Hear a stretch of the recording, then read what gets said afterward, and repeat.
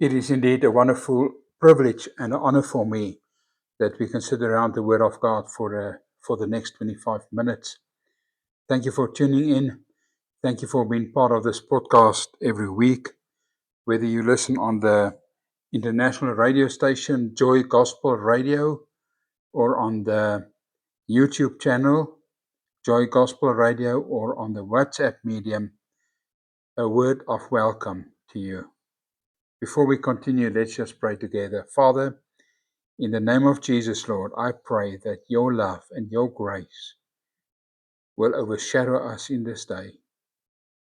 Father, I pray that your Holy Spirit will break open your word and that your word will become real unto us. A Rhema revelation.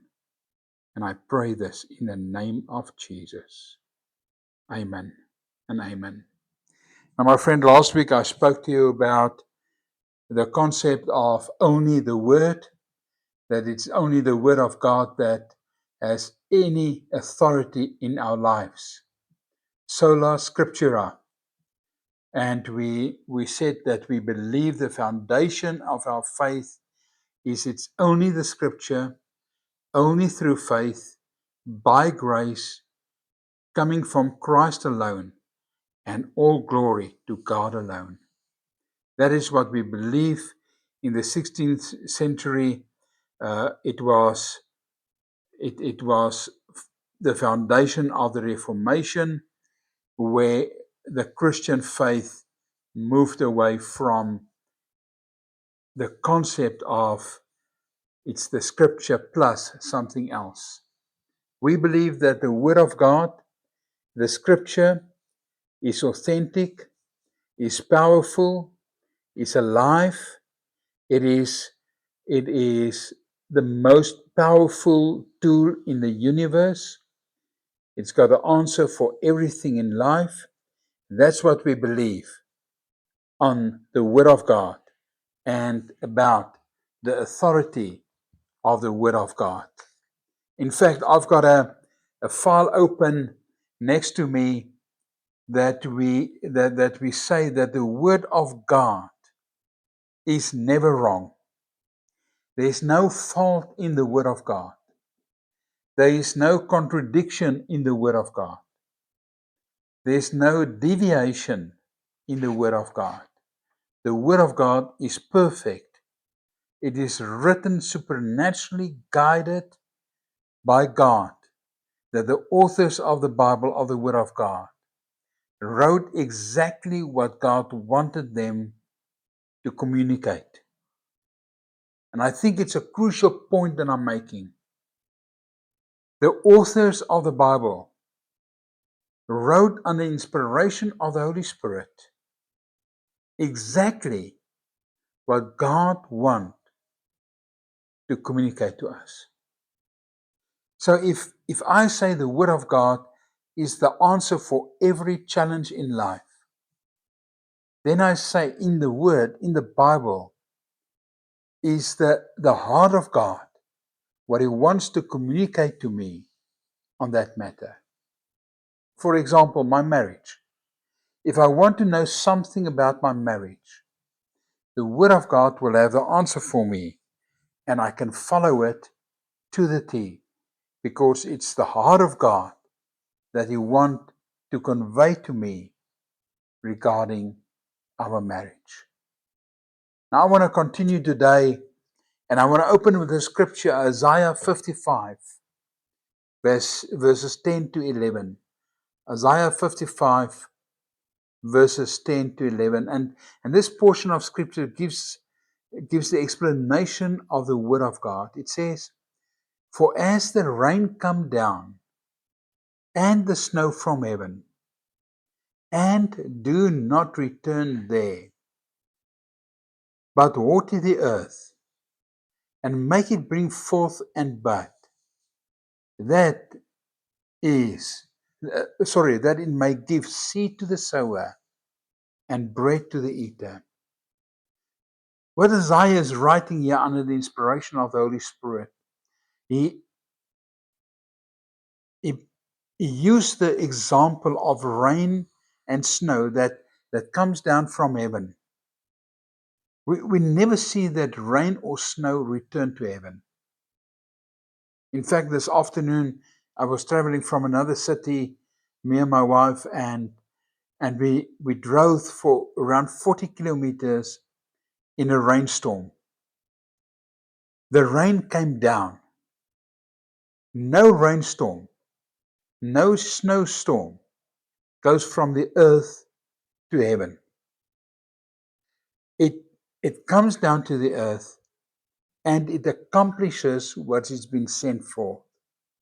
It waters the earth, it makes it bring forth and bud, it gives seed to the sower, and it gives bread to the eater. Then in verse 10, Isaiah 55, Isaiah writes and he says, "So shall my word be that goes forth from my mouth. It shall not return void unto me, but it shall accomplish what I please, and it shall prosper in the things for which I send it." Now, in the area where we live, we don't receive much rain per annum, around about 500 millimeters. But it's always strange to me, and I'm always fascinated by the fact that even 1 and 2 and 3 millimeters of rain can change the landscape in our area where we live. A semi-desert climate, and even 1 millimeters of rain, 2 millimeters of rain can change the entire area into a green, beautiful, flowering area. That's what the Word of God do. As the rain come down, the snow come down, and do not return unto heaven, but it accomplishes what it was sent forth. The same way, the Word of God will not return void unto him. It shall accomplish what it was sent for, and it shall prosper in the things it was sent forth. In this portion, Isaiah described the Word of God as the life-giving agent, comparing it with the rain and snow. We all know that rainwater carries life-giving substances needed for growth to produce a harvest. It further promises that the Word of God will not return void unto him. And this can be your anchor scripture if you ever wonder if God will do what he says in his word. If you ever wonder about that. If you ever sit in front of a promise, and I just open my Bible quickly, and it opens near Psalm 23. And I want to read to you Psalm 23. It says, "The Lord is my shepherd. I shall not be in want." Now, if you only take that one verse, "The Lord is my shepherd, I shall not be in want, or I will lack nothing." If I ever wonder if the Lord is truly my shepherd and he will supply all my need, I can go to Isaiah 55, verse 10 and 11, and I can rest assured, I can stand on this promise. As the rain and the snow come down from heaven and do not return, the Word of God comes from God's throne room, and it will not return to him void. It will accomplish. It will be prosperous in the things it was sent forth to accomplish.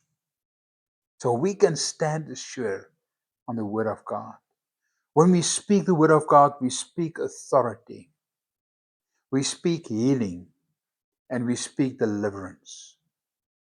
Peace, grace, and hope, and the very heart desire of the kingdom of God is what goes forth whenever we speak the Word of God. Why? Because the Word of God is God himself. In Luke 4, there's an interesting portion in Luke 4. Let me just get there. It's not on my notes. In Luke 4, Jesus says, Jesus went to the temple and he asked for a roll, for a portion of scripture, and they gave him a roll, and it was opened in Isaiah. In other words, they gave him a portion of the Bible, and it's a reflection to Isaiah 11. And Jesus said, "The Spirit of the Lord is on me, because He has anointed me to preach the good news to the poor. He has sent me to proclaim freedom to the prisoners, the recovery of sight for the blind, the release of the oppressed, to proclaim the year of the Lord's favor." Why did it come true? Why did Jesus not only said He's sent for it, but He did it? Because He spoke the word of God. Isaiah 18 verse 20 says, "There's power in the tongue. There's power in the spoken word."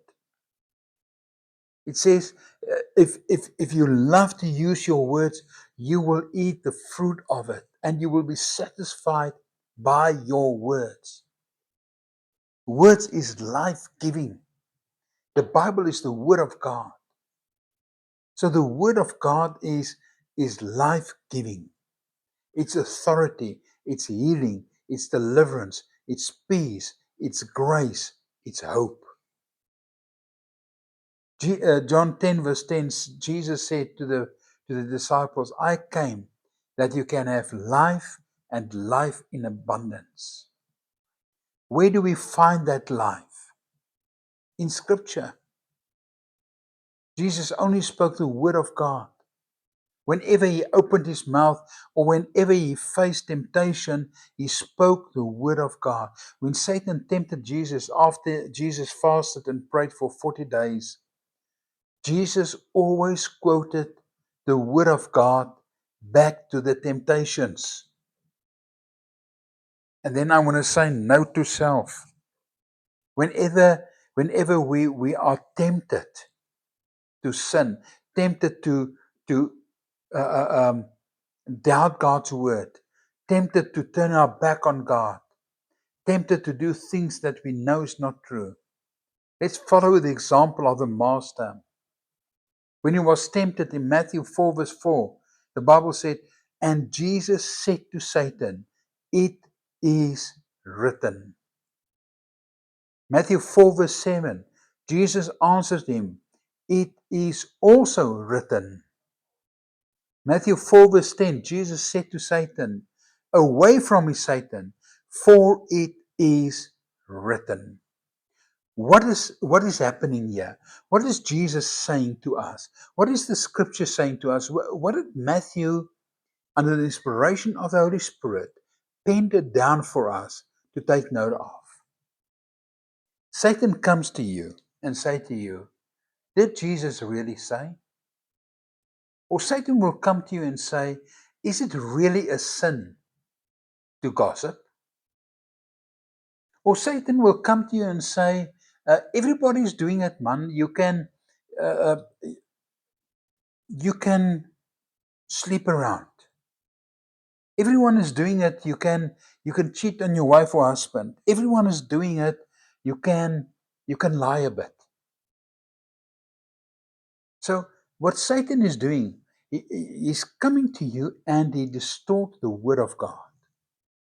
Because he knows that in the word of God there is authority, there is healing, there is deliverance, there is peace, there is grace, and there's hope. He knows that.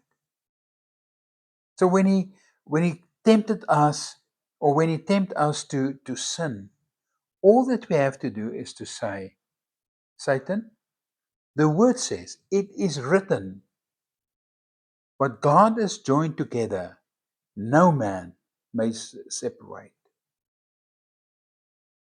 Or, "Satan, it is written in the word of God that I'm not allowed to steal. Or Satan, it is written in the Word of God, if I forgive my enemies, God will forgive me. So Satan, away from me, for it is written.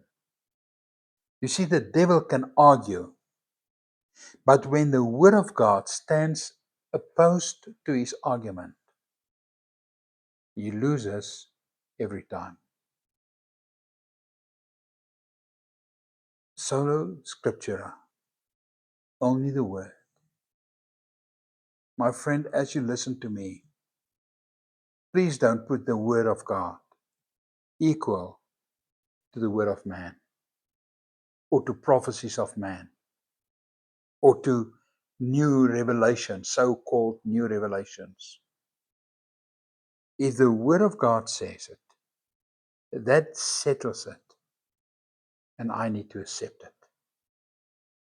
Because with every command, every instruction that Jesus gives, there is a wonderful reward to it.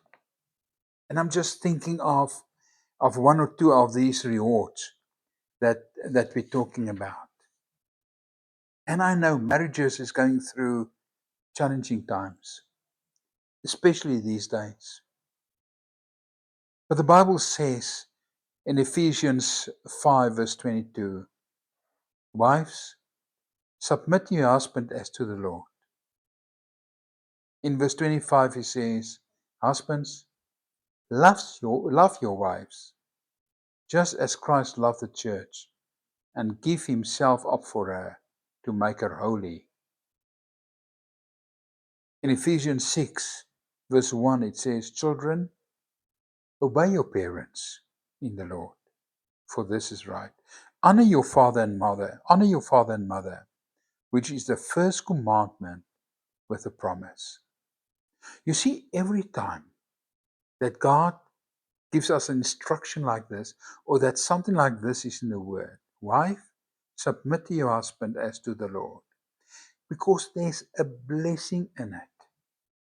And the blessing for the command, or the blessing that we receive when we follow the command of God, always outweigh the difficulty to do what he says. There's always a reward. If I follow Ephesians 5 verse 25, husbands, love your wives. So, Rian, love your wife. There's a reward in it. Honor your father and mother. There's a reward in it. Keep your life pure from sin. There's a reward in it. Do not covet. There's a reward in it. Forgive. There's a reward in it. Give freely. There's a reward in it. Love your neighbor. There's a reward in it. Stand firm. Stand fast in your faith. There's a reward in it. Every time that God says something, there is a reward. And the reward always outweigh the difficulty or the challenge that we have to be faithful to what God says. It's only the Word. Kevin Bartlett writes in a blog posting, he says the following: the timeless Word of God is the supreme authority for all humanity. Whether recognized as such or not, the fact remains that God has given mankind absolute truth in the Bible. Certainly, believers should recognize, respect, and regard the authority of the Holy Scriptures, the Bible. Let's just stand still with that. He says the timeless Word of God. In other words, there's no beginning and no end to the Word of God. It will never get old. It's the supreme authority for all humanity, even for the lawmakers, even for the kings and priests, even for the pastors and the learned and the unschooled person. The Word of God is the supreme authority for all humanity. And whether recognized as such or not, the Word of God do not have to defend itself. We don't have to defend the Word of God. The Word of God is the supreme authority. The Supreme Court in South Africa do not have to defend itself. The Supreme Court is the supreme authority. And whether I like it or not, whether I agree with it or not, whether human rights agree with it or not, whether Satan agree with it or not, whether other religions agree with it or not, the fact is not, or the argument is not, whether I agree that the Word of God is the supreme authority or not. The truth is, the Word of God is the supreme authority, and that is the absolute truth. There's so much more that I want to share with you, but our time is running out. Can I ask you this question? And I'm going to end this. I still want to share so much with you, and maybe at a later stage. The Word of God is the supreme authority. Can I ask you a question? Is the Word of God supreme authority in your life? Do you submit to the Word of God? Are you willing to do what the Word of God says we must do? Are we willing to do it? Is the Word of God the supreme authority? Father, I pray now in Jesus' name for everyone listening to me. Lord, there's people that might say, praise God, the Word of God is authority in my life. There's people that will say, I don't believe everything in the Word. The Word is not the supreme authority. There might be people listening to me now, Lord, that says, I believe the Word, but. There might be people listening to me, Lord, that say, I believe the Word, but I also want to follow the teachings of another man or woman or so-called religion. I pray, Lord, now in the name of Jesus, that by the working of your Holy Spirit, you will, through your Spirit, just embed this into our hearts. Just write this on our hearts.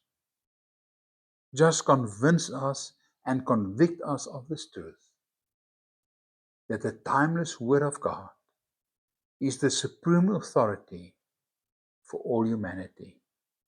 Whether we recognize it as such or not, the fact remains that your Word of God has given us as mankind absolute truth captured in the Bible.